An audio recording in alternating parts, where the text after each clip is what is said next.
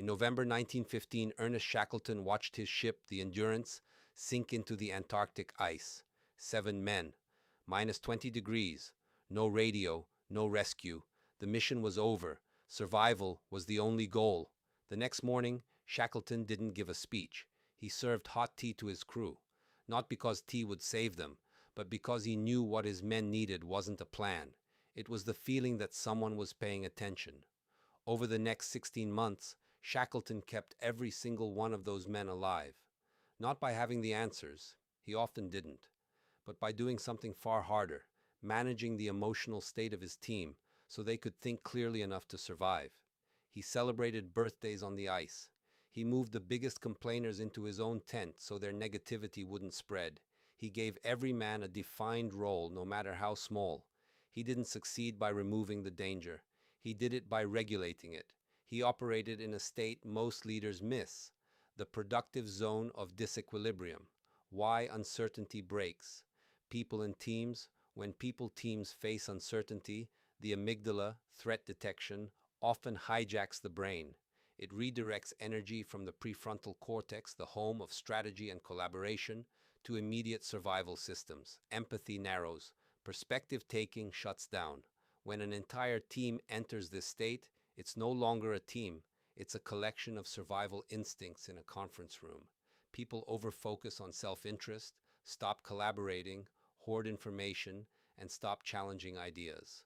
While this survival mechanism imprinted in our brains was useful in the distant past and remains helpful at times, it can be extremely detrimental today.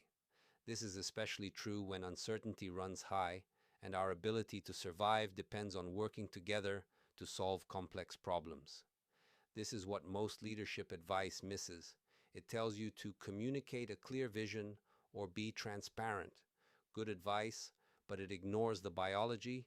You can't communicate your way past a hijacked nervous system. You have to address the anxiety first. The tool, the zone of productive disequilibrium. Harvard professor Ronald Heifetz identified that when teams face adaptive challenges that produce high uncertainty, they land in one of three zones. Your first job is to know where you are. The work avoidance zone, too cool. Teams sweep problems under the rug. Everyone maintains a polite, fake peace. The problem grows quietly until it explodes. The panic zone, too hot. People feel unsafe and overwhelmed. They freeze, burn out, fight, blame, quit. No learning happens here, only damage. The productive zone, just right. The sweet spot. There is enough tension to demand attention, but enough safety to think. Opposing views surface. The urgency is real, but not paralyzing. Shackleton was a master of this zone. He raised the heat when complacency crept in and lowered it when spirits broke. He wasn't just a captain, he was a thermostat. How to be the thermostat? Effective leaders don't just resolve conflict. They regulate the temperature to keep the team in the productive zone. Rising the heat, you raise the heat when complacency has set in, when people are protecting a false peace, or when the cost of inaction is growing invisibly. Ask the what if nobody wants to voice. Drop a single high-stakes question like, what if our pilot fails and we lose the funding stream? Curiosity licenses the group to confront risks they've been avoiding. Map divergent opinions. Don't let people agree too quickly. Volunteer to capture viewpoints on a whiteboard and place conflicting ideas side by side. Visualizing tension makes contradictions undeniable and invites necessary debate.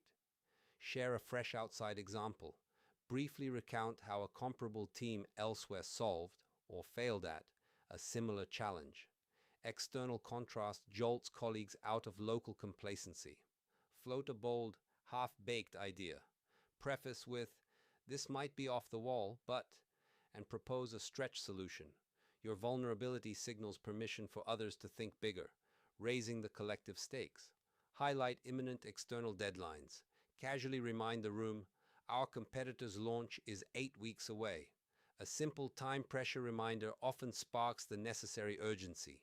Lowering the heat, you lower the heat when people are frozen, when meetings have gone silent, when the team is burning out, or when panic is setting in. Name the emotional undercurrent. Gently mirror what you sense. I'm picking up some frustration. Does that resonate with others? Acknowledgement alone often diffuses tension because people feel seen. Propose silent reflection. When arguments heat up, say, could we each jot thoughts for 3 minutes before debating? The quiet space lowers reactivity without needing official approval or a calm down command. Summarize points of agreement. Jump in with, sounds like we all care about user impact and timeline. Did I miss anything? Reminding the group of shared ground cools polarity immediately. Chunk the problem. When the team is overwhelmed, volunteer to draft a step-by-step outline. Converting a big, blurry challenge into discrete tasks reduces overwhelm and gives the brain a handle on the problem. Inject a moment of lightness. When the room feels tight, offer a brief self-deprecating joke or a story. Remember when our last launch crashed 5 minutes before go live and we still pulled it off? Appropriate humor releases tension physically and signals it's safe to breathe. Your action for this week in your next meeting, your first move is to observe and read the room. What is the current temperature in the meeting? Where is the team? In which part of the zone? Or do you notice yourself or a particular team member is outside of the productive one? Before you make an intervention, you want to make sure that you sharpen your diagnostic skills. Then you can decide to intervene if there is a disequilibrium, rise or reduce the heat. But also notice what your state is. You, just as any other team member, can be in different states compared to the rest of the team. You first regulate yourself, then others. History remembers Shackleton as a great explorer, but his men remembered him as the guy who made the tea. He didn't have a rescue plan. He didn't have a map home. He had a tent, a stove, and the wisdom to know that before his men could survive the ice, they had to survive their own minds. Leadership in uncertainty isn't usually about the Braveheart speech at the front of the room. It is the quiet work at the back of the room. It is noticing the silence. It is sensing the fear. It is the courage to be the thermostat that regulates the pressure so your team doesn't crack. The ice is always going to be there. The question is, will you let it freeze your team, or will you be the one who keeps the fire lit? Until next time, keep evolving. Understanding rejection. Sensitive dysphoria. How this app can help for many with ADHD? A simple no can feel like a world-ending nightmare. This is rejection-sensitive dysphoria, RSD, and it makes navigating daily life painfully hard. Developed by clinical psychologists, Inflow helps you understand and navigate RSD triggers using science-backed strategies. In just 5 minutes a day, you can learn to prevent unhelpful thoughts and build deep emotional resilience. Stop spiraling and start reframing your thinking with a custom learning plan designed for your brain. Take the free assessment today